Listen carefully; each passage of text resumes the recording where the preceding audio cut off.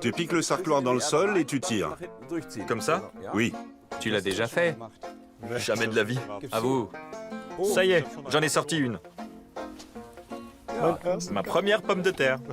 Une toute petite. Bon, je fais comme Pierre. Voici un champ qui pourrait bien recéler des trésors. Ici poussent des variétés de pommes de terre encore jamais vues. Nul ne connaît leurs caractéristiques ni leur goût. Pas même le cultivateur. Bonjour à tous et soyez les bienvenus dans Xenius. Ce que nous sommes en train d'extraire de ce champ est vraiment porteur d'espoir. À manipuler avec précaution. Nous sommes aujourd'hui sur un terrain d'expérimentation en matière de pommes de terre, ici, dans la lande de Lunebourg. Et je viens d'apprendre que la région est particulièrement fière de sa variété. C'est bien cela? Oui. En France, et dans pas mal d'autres pays aussi, je crois, on a tendance à considérer l'Allemagne comme le pays de la pomme de terre. Nous sommes des pommes de terre. Pourtant, en France, on en mange presque autant qu'en Allemagne. C'est vrai? Oui, 1 kilo par personne et par semaine. Plus même. Ça fait beaucoup. Je vais faire un deuxième tas, là. Tu en as plus, mais mes pommes de terre sont plus grosses. Dans quelques instants, je vais participer à une vraie récolte de pommes de terre avec une machine agricole. Avec ton fils, c'est ça? Tout à fait. Qu'est-ce que tu attends d'une nouvelle variété? Quels sont les critères les plus importants? Le rendement ou la saveur?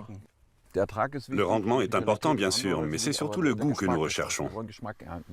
Et si le goût est à la hauteur, est-ce qu'elle pourrait se retrouver dans nos assiettes l'an prochain? Vous les cultiverez à grande échelle? Absolument. Mais la première chose, c'est d'arrêter d'en manger. Sinon, la variété va disparaître et je n'arriverai jamais à la recréer. J'obtiendrai un produit similaire, mais pas exactement le même. Une bonne variété de pommes de terre doit bien supporter la conservation. Ses caractéristiques doivent être stables et le rendement doit augmenter au fil du temps. La résistance aux organismes nuisibles est aussi un facteur important. Elle est belle, non? Très. La peau est lisse. C'est vrai, regarde un peu en comparaison. On dirait une pub pour des cosmétiques. La peau est lisse. On mange aussi avec les yeux? Je crois qu'on a fini, là. Chacun de ces 3 tas contient une caractéristique d'une mystérieuse nouvelle variété. Nous verrons comment on procède à la sélection. On fait quoi maintenant? On emballe et on numérote? Oui. On ramasse, on étiquette et on porte ça en cuisine. Voilà, c'est empaqueté. 1, 2 ou 3. On a le choix aujourd'hui. 3 variétés que nous allons déguster et évaluer. Si ça se trouve, nous entamons un nouveau chapitre dans la belle histoire de la pomme de terre. Annabelle, Glorietta, Red Emily et Blue Congo. Ronde ou bosselée, jaune ou violette, Lucas adore les pommes de terre. Une famille haute en couleurs. Leurs ancêtres sont originaires d'Amérique du Sud. C'est à partir de là qu'elles ont conquis le monde. On en dénombre aujourd'hui quelques 5000 variétés, dont 221 sont actuellement homologuées en Allemagne et presque autant en France. Elles sont d'une diversité prodigieuse. Et qu'y a-t-il à l'intérieur? La pomme de terre sert-elle juste à calmer la faim ou est-elle bonne pour la santé? Déjà, elle contient 80% d'eau, 16% de glucides, 2% de protéines, 2% de fibres et seulement 0,1% de matière grasse. Lucas en était sûr, il est totalement injuste de prétendre que les pommes de terre feraient grossir. En revanche, elles contiennent quantité de minéraux, d'oligo-éléments et de vitamines. Contrairement à une croyance bien ancrée, tout cela ne se trouve pas juste sous la peau, mais dans le tubercule entier, notamment la vitamine C. Bien sûr, le citron en affiche 3 fois plus. En revanche, la pomme de terre l'emporte en matière de vitamine B, très importante pour le système nerveux. Mieux vaut cuire les pommes de terre avec leur peau, car celle-ci aide à maintenir ses composants dans le tubercule. Une fois épluchées, plus de la moitié de leurs vitamines se retrouvent dans l'eau. Et si on les garde longtemps au chaud, ce sont jusqu'à 80% de la vitamine C qui s'envole. Par ailleurs, les variétés rouges et bleues sont particulièrement riches en précieuses substances végétales secondaires. Celles-ci ont des vertus anti-inflammatoires et limiteraient le risque de cancer. Les pommes de terre bleues ont en outre un effet hypotenseur. Lucas veillera donc à cuire les pommes de terre avec leur peau pour leur garder un maximum de vitamines et d'autres composants très utiles. Se pose alors la question de savoir s'il faut les manger froides ou chaudes. Qu'est-ce qui est le meilleur pour la santé? En tout cas, Lucas ne va pas les manger crus. L'organisme ne pourrait pas les digérer. En effet, c'est à la cuisson que les granules d'amidon pourront gonfler et se dissoudre, devenant ainsi assimilables. Une fois cuites, ce n'est pas du tout la même chose de manger les pommes de terre chaudes ou froides. Le mieux étant de les consommer froides, en salade par exemple, car l'amidon ne sera alors digéré qu'une fois dans le gros intestin. Là, les bactéries se précipitent sur l'amidon et le métabolisent notamment sous forme d'acide butyrique. Ces produits de dégradation assurent une flore intestinale saine et jouent un rôle anti-inflammatoire. L'effet des pommes de terre sur l'organisme est donc étroitement lié au mode de préparation. Mais un point important doit encore être tiré au clair. Qu'en est-il des taches vertes? Attention, la peau de cette pomme de terre contient une neurotoxine, la solanine, reconnaissable aux taches vertes qui apparaissent quand le tubercule reçoit trop de lumière. Pour la pomme de terre, il s'agit là d'une protection naturelle contre les prédateurs. Lucas effectue un test gustatif, plutôt amer. À forte dose, cela peut entraîner maux de tête, nausées et diarrhée. Heureusement, la sélection a désormais permis d'éliminer la solanine de la plupart des variétés. Mais des pommes de terre aussi vertes que celles-ci sont bonnes à jeter. Bien sûr, ces préparations à base de pommes de terre ne sont pas toxiques, mais pas vraiment bonnes pour la santé non plus. Aussi Lucas consomme-t-il les chips et les frites avec modération, ne serait-ce qu'à cause des matières grasses. Il préfère la variante plus saine. Bon appétit!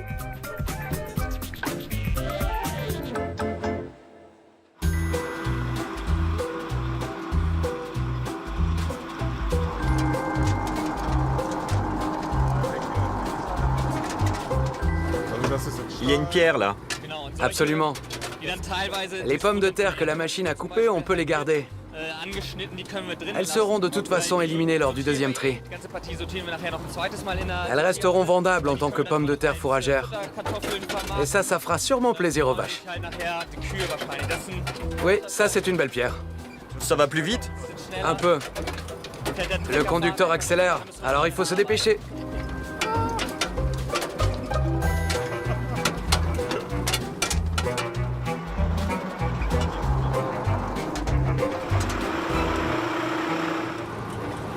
C'est quoi comme variété en fait? Eh bien, ce sont des raies d'Emali. D'où viennent-elles? C'est nous qui les avons sélectionnées, ici en Saxe. Ah bon? Oui, c'est mon père qui les a cultivées, dans nos serres. Tu dois être fier. Oui. Mais vous avez combien de variétés au juste? À la vente, nous proposons toujours environ 35 variétés. Mais nous en cultivons dans les 150 en comptant les plants destinés à la banque de gènes. Le travail en laboratoire prend beaucoup de temps, mais c'est important pour pouvoir proposer aux clients des variétés différentes, avec plus de saveur. En tant que ferme biologique, vous travaillez sans chimie ni pesticides. Quel est l'impact sur la culture des pommes de terre? C'est un peu compliqué. En bio, le mildiou pose pas mal de problèmes en ce moment. Ça commence vers juillet-août. La plante se met à dépérir. Elle ne pousse plus aussi bien. Et il y a des baisses de rendement. Mais ça reste faisable. Rien n'est impossible.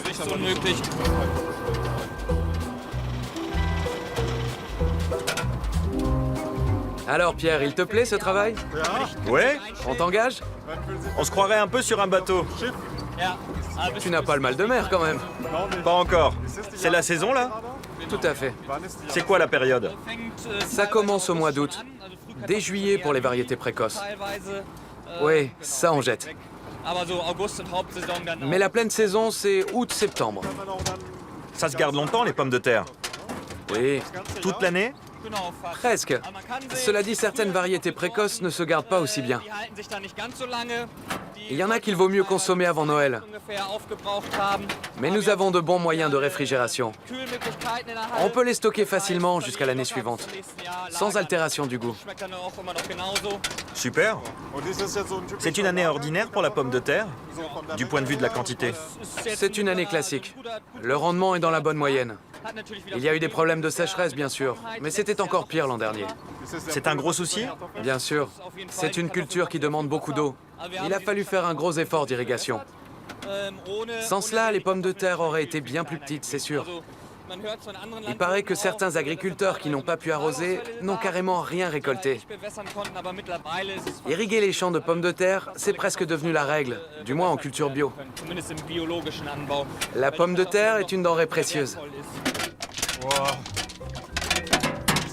J'ai le tournis là. C'est vrai? Environ 50 tonnes de la variété Red Emali seront récoltées cette année. Et la famille Ellenberg en cultive bien d'autres encore. Cela va de la rate, une Française dont l'origine remonte au XIXe siècle, à la pomme de terre de la lande de Lunebourg, en passant par la Mayan Twilight à cuisson rapide. La particularité de cette ferme, c'est qu'elle a sa propre banque ADN qui abrite le patrimoine génétique de quelques 150 variétés. Tout à l'heure, nous avons quitté le champ avec 3 nouvelles sortes potentielles. Mais je ne sais toujours pas comment on crée une nouvelle pomme de terre. J'imagine qu'il ne suffit pas d'en mettre 2 ensemble avec lumière tamisée et musique douce. Comment ça marche?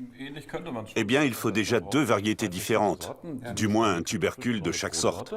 Et on les plante. Elles poussent et en général, elles fleurissent. À ce moment-là, je peux prendre le pollen de l'une et le transporter à la main jusqu'à l'autre, comme le ferait une abeille. Sauf que moi, je procède de façon ciblée. Une fois que la fleur a été fécondée, cela produit une baie, comme avec les tomates. Une baie de pommes de terre. Oui, mais elle n'est pas comestible. On a déjà essayé d'en manger, ça donne un peu mal au ventre. Cette baie contient des graines, et chaque graine recèle une variété nouvelle. À quoi ça ressemble? À ça? Absolument. C'est une petite baie de pommes de terre, ça. Je n'en avais jamais vu. Celle-ci est très mûre. On peut la couper pour voir ce qu'il y a dedans. Comment je fais? Il faut juste la couper en 2, comme une tomate. En 2. Elle se défait toute seule. Elle est bien mûre. Et chaque graine a des caractéristiques différentes. Elles sont apparentées, mais chacune est une variété en devenir. On parle de génotype. Elles peuvent donc avoir des caractères héréditaires différents. Elles ne sont d'ailleurs pas tout à fait de la même couleur. Ce qu'il y a de bien avec les espèces d'Amérique du Sud, c'est leur variété génétique. Et moi, je recherche plus d'arômes, plus de goût. Oui, je me demandais justement, quel est l'objectif? Qu'elle soit meilleure ou plus résistante? Il me faut une variété rustique, de bon rendement. Mais le plus important, c'est le goût. Sinon, ce n'est pas la peine. Oui. Ce qui est fascinant, c'est ce côté unique. Ce n'est pas reproductible. Au fil des essais, ce sera comparable, mais jamais exactement pareil. Chaque graine que je traite peut valoir des millions. C'est peut-être le cas ici, à moins que ça ne rapporte rien. On verra. J'en ai les mains qui tremblent. Maintenant, il faut repiquer ça dans un petit pot. Et tous les exploitants font ça. Non. Il n'y a que les horticulteurs pour faire ce genre d'expérience. En fait, cela s'est scindé entre la recherche d'une part et l'exploitation de l'autre, au détriment de l'exploitant qui est tributaire de la grande sélection végétale. Alors je suis bien content de pouvoir sélectionner moi-même. Voilà, encore un peu de terre, et on tasse. C'est un peu salissant.